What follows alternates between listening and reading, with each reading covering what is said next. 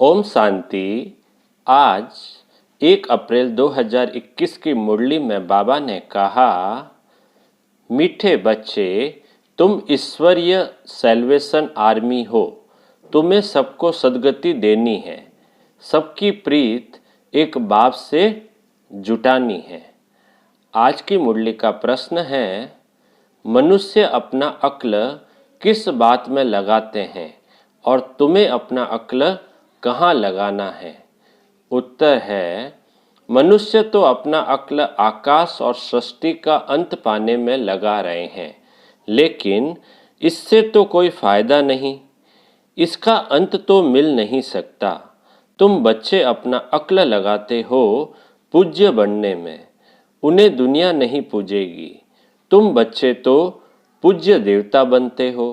गीत है, तुम्हें पाके हमने जहां पा लिया है। अब सुनते हैं मुरली विस्तार से। ओम शांति। बच्चे समझ गए हैं, यह है ज्ञान मार्ग, वह है भक्ति मार्ग। अब प्रश्न उठता है कि भक्ति मार्ग अच्छा व ज्ञान मार्ग अच्छा? दो चीज हुई ना। कहा जाता है ज्ञान से सद्गति होती है। जरूर कहेंगे भक्ति और ज्ञान दोनों अलग अलग है। मनुष्य समझते हैं कि भक्ति करने से ज्ञान मिलेगा, तब सद्गति होगी। भक्ति के बीच में ज्ञान आ नहीं सकता। भक्ति सबके लिए है, ज्ञान भी सबके लिए है। भक्ति भी सबके लिए है तो ज्ञान भी सबके लिए है। इस समय है भी कलयुग का अंत, तो जरूर सबकी दुर्गति होगी। इसलिए पुकारते भी हैं और गाते भी हैं कि और संग तोड़ अब तुम संग जोड़ें। अब वह कौन है, किसके साथ जोड़ेंगे, यह तो समझते नहीं हैं। अक्सर करके बुद्धि कृष्ण तरफ जाती है। हम सच्ची प्रीत तुम संग जोड़ें।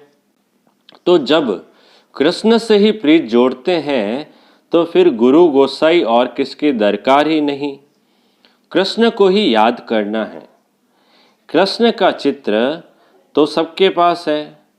कृष्ण जयंती भी मनाते हैं, फिर और कोई के पास जाने की दरकार ही नहीं।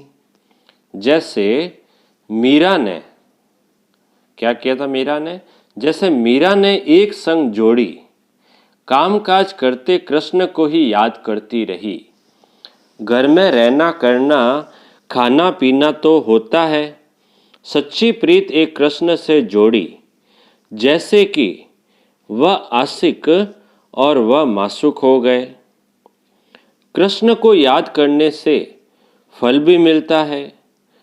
कृष्ण को तो सब जानते हैं, गाते भी है, सच्ची प्रीत हमने तुमसे जोड़ी और संग तोड़ी। अब ऊंचते ऊंच सच्चा तो परमपिता परमात्मा ही है। सबको वर्षा देने वाला एक ही बाप है, उसको कोई भी जानते नहीं। भल कहते हैं परमपिता परमात्मा शिव, परंतु कब आते हैं यह नहीं जानते हैं। कहते जरूर है परमपिता परमात्मा शिव, परंतु वो कब आते हैं यह नहीं जानते हैं। शिव जयंती होती है तो जरूर आते होंगे। कब, कैसे आते, क्या आकर करते, किसको पता नहीं। कोई भी मनुष्य मात्र नहीं जानते कि सर्व की सद्गति करते हैं, परंतु कैसे करते हैं। सद्गति का अर्थ क्या है, कुछ भी नहीं समझते। शिव बाबा ने तो जरूर स्वर्ग की बादशाही दी होगी ना। तुम बच्चे जो उस धर्म के थे, तुमको ये पता नहीं था। बाबा कहते हैं तुम बच्चे जो उस धर्म के थे, तुमको ये पता नहीं था, भूल गए थे, तो फिर और कैसे जान सकेंगे। अभी शिव बाबा द्वारा तुमने जाना है और दूसरों को बताते हो। तुम हो ईश्वरीय सैल्वेशन आर्मी। सैल्वेशन कहो व सद्गति की आर्मी कहो। अभी तुम बच्चों पर रेस्पॉन्सिबिलिटी ठहरी। तुम चित्रों पर भी समझा सकते हो। भाषाएं बहुत है, मुख्य भाषाओं में चित्र बनाने पड़ते हैं। भाषाओं का भी बड़ा झंझट है, इसलिए प्रदर्शनी भी बनानी पड़े। चित्रों पर समझाना बड़ा सहज होता है। गोले में भी सारा ज्ञान है। सीढ़ी सिर्फ भारतवासियों के लिए है, इसमें और कोई धर्म है ही नहीं। ऐसे थोड़े ही भारत तमो प्रधान बनता है, तो और नहीं बनते हैं। तमो प्रधान तो सब बनते हैं, तो उन्हों के लिए भी होना चाहिए। यह सब बुद्धि में सर्विस के ख्याल आने चाहिए। दो बाप का राज भी समझाना है। वर्षा रचयिता से मिलता है, यह भी सब धर्म वाले जानते हैं कि लक्ष्मी नारायण भारत के पहले महाराजा महारानी थे। वह भगवान भगवती थे। अच्छा, उन्हों को यह स्वर्ग का राज्य कैसे मिला? जरूर भगवान द्वारा मिला। कैसे कब मिला यह किसको भी पता नहीं है। गीता में कृष्ण का नाम डाल, फिर प्रलय दिखा दी है। रिजल्ट कुछ भी नहीं। यह तुम बच्चों को समझाना है। चित्र तो सब तरफ है। लक्ष्मी नारायण के चित्र भी होंगे, भले ड्रेस, फीचर्स आदि और होंगे। जिसको जो आया हो सो बैट बनाया। श्रीनाथ, श्रीनाथिनी, यह राधे कृष्ण है ना। श्री राधे, श्री कृष्ण तो ताज वाले नहीं हैं, काले भी नहीं हैं। राजधानी लक्ष्मी नारायण की है, न कि राधे कृष्ण की।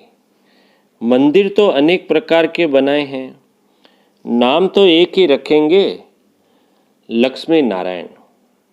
डिनाइस्टी लक्ष्मी नारायण की कहेंगे। राम सीता का घराना, लक्ष्मी नारायण का घराना। राधे कृष्ण का घराना नहीं होता है। यह बातें मनुष्यों के ख्याल में नहीं है। तुम बच्चे भी नंबरवार पुरुषार्थ अनुसार जानते हो। जिनको सर्विस का शौक है वह तो फटकते हैं। कोई कहते हैं हम समझते हैं, परंतु धीरे धीरे मुख खोलने की भी युक्तियां रचनी पड़ती है। कई समझते हैं, कई क्या समझते हैं? कई समझते हैं वेद शास्त्र अध्ययन करने से, यज्ञ तप आदि करने से, वो क्या समझते हैं कि वेद शास्त्र अध्ययन करने से, यज्ञ तप आदि करने से, तीर्थ आदि करने से परमात्मा को पा सकते हैं। परंतु भगवान कहते हैं यह सब मुझसे दूर करने के रास्ते हैं। ड्रामा में सबको दुर्गति को पाना ही है, तो फिर ऐसी बातें बताते हैं। आगे हम भी कहते थे कि भगवान कैसे चोटी है।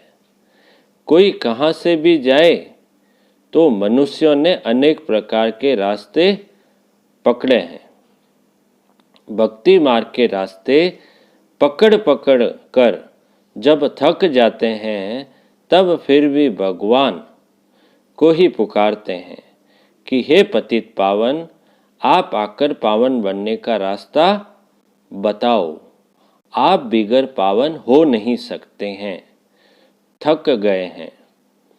भक्ति दिन प्रतिदिन पूरा थकाएगी। अभी तो मेले आदि पर कितने लाखों जाकर इकट्ठे होते हैं। कितनी गंदगी होती है। मेलों में होती है ना, लाखों लोग इकट्ठे होते हैं, फिर गंदगी भी बहुत होती है। अब तो है अंत, दुनिया को बदलना है। वास्तव में दुनिया एक ही है, दो भाग बनाए हैं। तो मनुष्य समझेंगे स्वर्ग नर्क अलग अलग दुनिया है, परंतु यह आधा आधा है। ऊपर में सतयुग, फिर त्रेता, द्वापर, कलयुग। कलयुग में तमो प्रधान बनना ही है। कलयुग में, अभी कलयुग चल रहा है, इसमें क्या बनना है? तमो प्रधान बनना ही है। सृष्टि पुरानी होती है, इन बातों को कोई समझते नहीं, मूंझे हुए हैं। कोई कृष्ण को भगवान तो कोई राम को भगवान कहते हैं। आजकल तो मनुष्य अपने को भगवान कह देते हैं। हम ईश्वर के अवतार हैं। देवताओं से भी मनुष्य तीखे हो गए हैं। देवताओं को फिर भी देवता ही कहेंगे। यह तो फिर मनुष्य को भगवान कह देते। यह है भक्ति मार्ग। देवताएं तो स्वर्ग में रहने वाले थे। अभी कलयुग आयरन एज में फिर मनुष्य भगवान कैसे हो सकते? बाप कहते हैं, मैं आता ही हूँ संगम युग पर, जबकि मुझे आकर दुनिया को ट्रांसफ़र करना है। कलयुग से सतयुग हो, बाकी सब। बाबा कहते हैं, मैं आता ही हूँ संगम युग पर, और जब कलयुग से सतयुग हो, बाकी सब शांति धाम में चले जाएंगे। वह है निराकारी दुनिया और यह है साकारी दुनिया। निराकारी जाड़ भी समझाने के लिए बड़ा बनाना पड़े। ब्रह्म महतत्व भी इतना बड़ा है जितना बड़ा आकाश है। दोनों का अंत नहीं पा सकते हैं। भल कोशिश करते हैं, एरोप्लेन आदि में जाएंगे, परंतु अंत नहीं पा सकेंगे। समुद्र ही समुद्र, आकाश ही आकाश है, वहाँ तो कुछ भी है नहीं। वह कहते हैं, यहाँ तो क्या, समुद्र ही समुद्र, आकाश ही आकाश है दूर दूर तक, वहाँ तो कुछ भी है नहीं। भल कोशिश बहुत करते हैं, परंतु इन सब बातों से फायदा क्या? समझते हैं हम अपना अक्ल निकालते हैं। यह है मनुष्य का अक्ल। साइंस का घमंड भी मनुष्यों में है। भल कितना भी कोई अंत पाए, परंतु उनको सारी दुनिया पूजेगी। पूजेगी तो नहीं, देवताओं की तो पूजा होती है। तुम बच्चों को बाप कितना ऊंच बनाते हैं, सबको ले जाते हैं शांति धाम। भल ये सब जानते हैं, हम मूल वतन से आते हैं, परंतु जिस प्रकार तुम समझते हो वैसे दुनिया नहीं जानती। वह क्या है, कैसे आत्माएं वहाँ रहती है, फिर नंबरवार आती है, यह कोई नहीं जानते। ब्रह्म महातत्व में निराकारी जाड़ है, यह नहीं समझते हैं। सतयुग में थोड़े रहते हैं, बाकी सब आत्माएं मूल वतन में रहती है। जैसे ये साकारी वतन है, वैसे ही मूल वतन है। वतन कभी खाली नहीं होता, न यह न वह, सब अंत होता है। जब अंत होता है तो ट्रांसफर हो जाते हैं। कुछ तो इस वतन में रहते हैं। सारा वतन खाली हो जाए फिर तो प्रलय हो जाए। प्रलय होती नहीं, अविनाशी खंड है ना। यह सब बातें बुद्धि में रखनी है। बाबा कहते हैं, ये सब बातें बुद्धि में रहनी चाहिए। सारा दिन यही ख्यालात चलते रहें, हम जिसका कल्याण करें, किसका कल्याण करें हम। तुम संग प्रीत जुटी तो उनका परिचय देवे ना। वह बाप है, उससे वर्षा मिलता है। कैसे मिलता है सो हम बता सकते हैं। बताने वालों में भी नंबरवार है। कोई तो मनुष्य बहुत अच्छी रीति भाषण करते हैं, कोई नहीं कर सकते हैं, तो सीखना पड़े। हर एक बच्चे को अपना कल्याण करना है। जबकि रास्ता मिला है तो एक दो का कल्याण करना है। दिल होती है औरों को भी बाप से वर्षा दिलाएं। दिल क्या होती है कि औरों को भी बाप से वर्षा दिलाएं।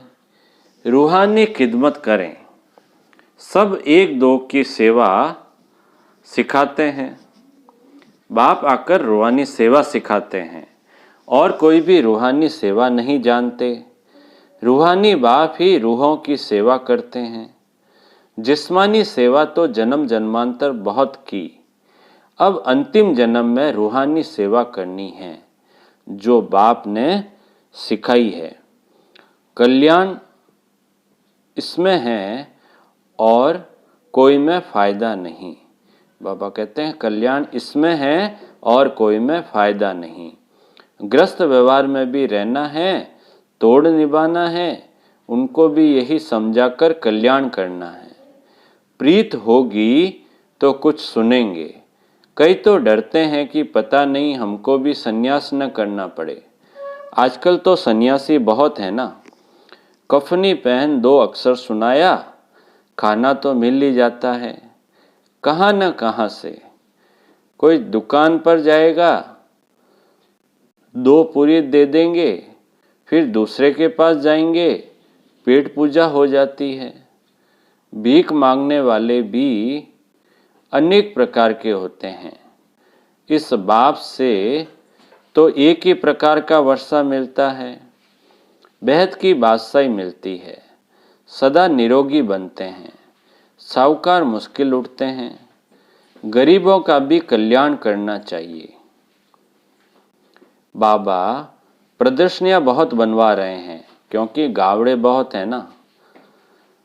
हाँ, आगे चलकर तुम्हारा नाम बाला होगा, फिर बहुत आएंगे। कट निकालने में टाइम लगता है। रात दिन कोई लग जाए तो शायद निकल पड़े। आत्मा प्योर हो जाएगी तो फिर यह शरीर भी छोड़ेगी।